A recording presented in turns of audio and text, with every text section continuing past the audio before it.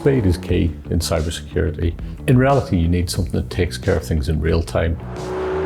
Aston Martin exists to build the most beautiful and accomplished automotive art in the world.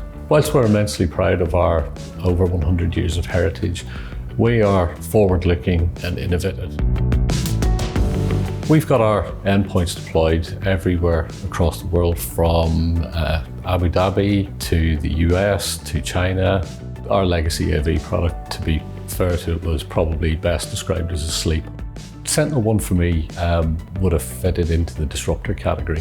It was different, it was new to us, it was playing against some very well-established players in the field, and it was a lot more compelling than what the rest were bringing to the table. One of our remote sites became the subject of a ransomware attack.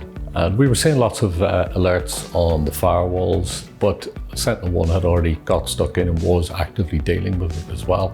And it was probably the first time we were able to rely on a tool fully to deal with an issue and be confident that we would still be able to continue to work afterwards. SentinelOne really differentiated itself at that point.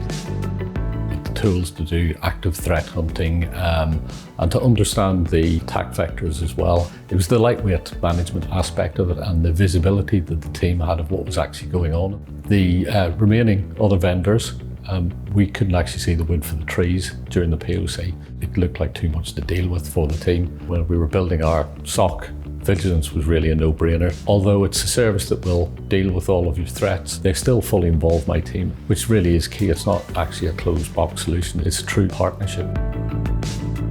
SentinelOne really was almost like a self-driving car. It aided the team to get on and do bigger and better things.